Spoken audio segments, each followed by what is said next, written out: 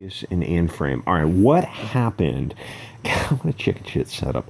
Zack Snyder disavowed Geeks and Gamers. Someone should have said something. They didn't, but they're probably not used to that level of conflict, so I can't really blame them. And I myself would have been just as shocked. But listening to Oche and Jeremy bending over for Zack was a little hard to take. If you will, I'll say bend over for money, then you're going to be doing a lot of bending over. And it seems like Jeremy is so concerned with the money that he is scared. He's still stuck thinking that Marxists will be fair. They won't. They will never give you a fair deal. A lot of people on the right think that they can just keep compromising with leftists, and leftists will meet them halfway.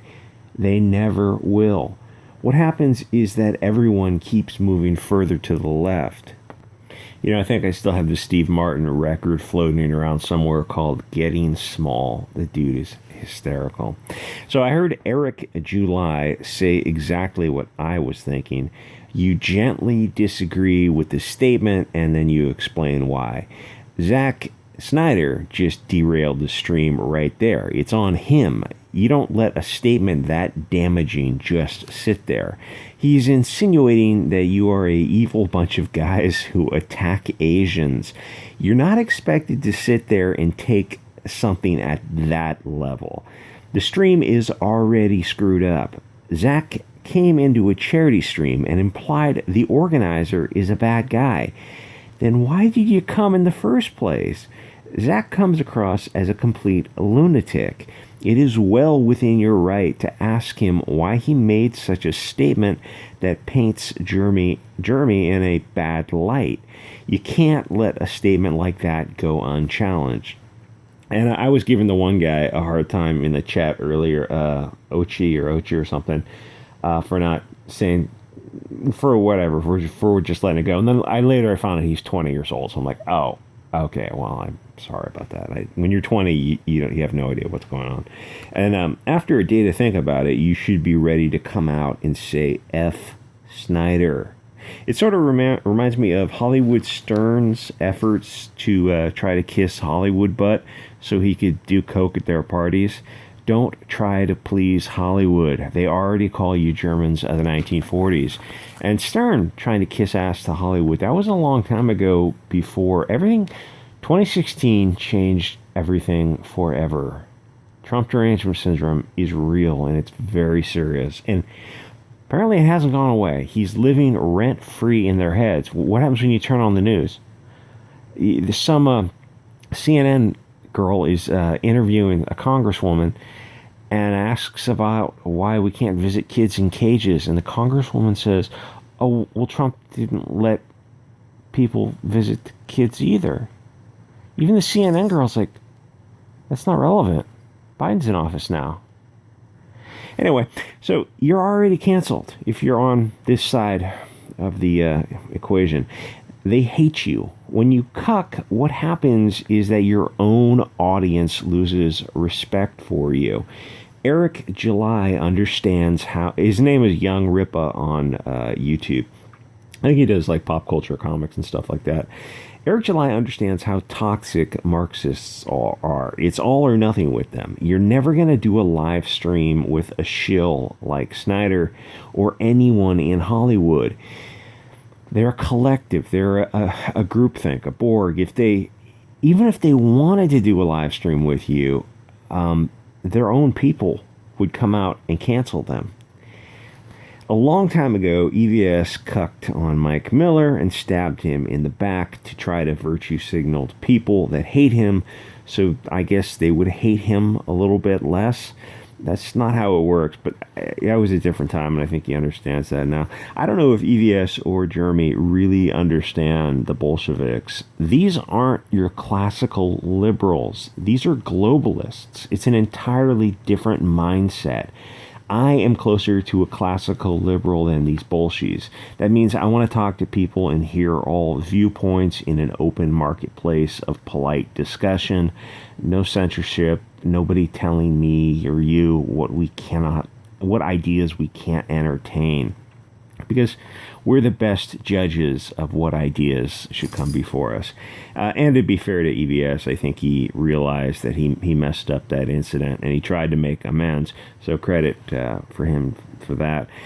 I know dealing with either Mike or EVS is sort of a challenge, because artists are sort of like nature's assholes, and that came out a little bit harder than I expected. They're both great guys, but artists, they're just artsy. They're kind of weird. And the thing is, these guys are making so much money from YouTube that they don't want to do anything to rock the boat. But there's a point where you have to draw a line in the sand. Once you start cucking, you will never stop. So don't bother. Tell them to tongue love your salty balls. The stream with EVS, with the Tommy gun thing, was obviously a joke. Asian people know who is attacking them and deleting them in San Francisco and LA. It's not guys who look like EVS and Jeremy. If anyone is going to try to deplatform you when you joke about anyone other than blonde people, then every group is off limits except for blonde men. Jokes aren't funny when that is literally every punchline to everything.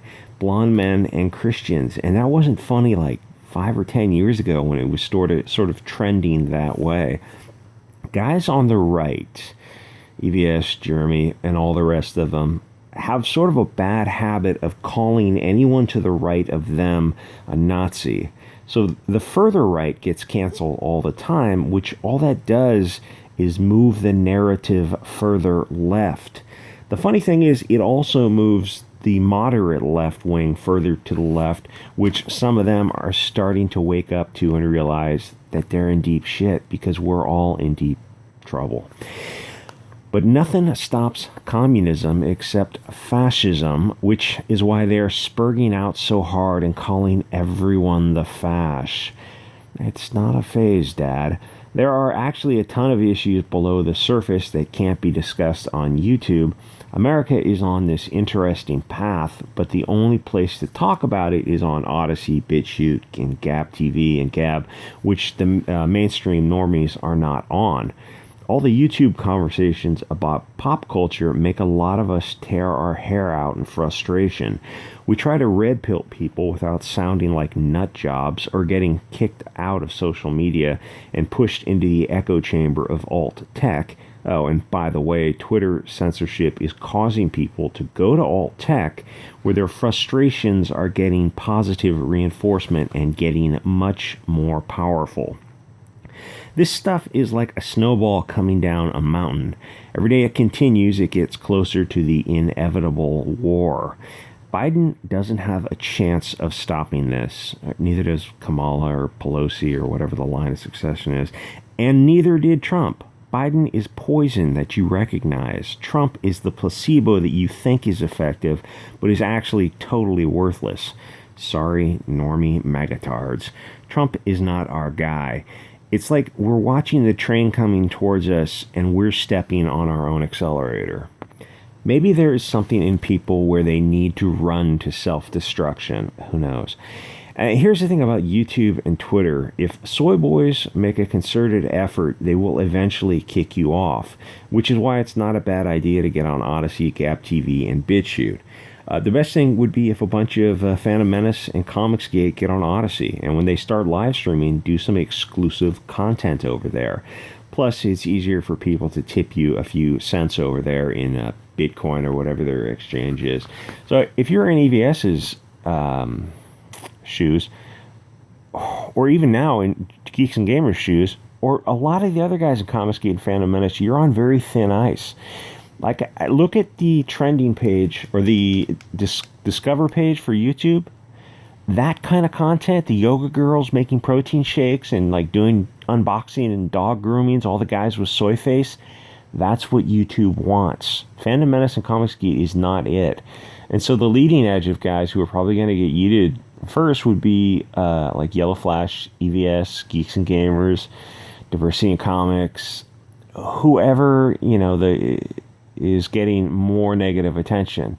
Eventually, yeah, they're going to kick you all off. Like, I don't care about this channel, obviously. It doesn't make any money, but for the people who are doing this as their business, you have more strength in a union, not as a union against YouTube, that would be pointless, but as like a collection of people who say, okay, once a week, the big guys who get a big crowd, Tug, Yellow Flash, EVS, whoever, they say, we're going to do a live stream on Dlive once a week, and then when Gab TV and Odysee start rolling out their live streaming, we'll do exclusive content once a week. We'll all get together. Doug Tenaple, Mike Miller, Edwin Boyette, everyone, just put aside all your petty BS and say, for the guys who are doing this to make a business, which is probably the most of you guys are doing this in a business, get together to go towards the goal of having some strength in numbers. Like if EVS goes over to Odysee, he'll bring people with him, but he's not going to bring as much as if EVS, Flash, Doug Tenaple, a bunch of other guys said, hey, we're going to do a super live stream on Odysee once a week, or Gap TV, or whatever. You see what I'm saying? I mean, you're following me here. This isn't crazy talk, right? I wish everyone the best of, even the guys you're arguing with, Preston Poulter. I know you guys are arguing with him. It's like, you guys are all selling a product. You should be able to put aside, because you're all, my God, you're all 40-year-old men, adults. You're all adults. And, you can get some women in there, too. Get Tristan and Mecca Random and Mandy and all the other people, the Star Wars girl. Get everyone together. Anyway, like, comment, subscribe, guys. I will see you on Odysee, Gab TV, whatever.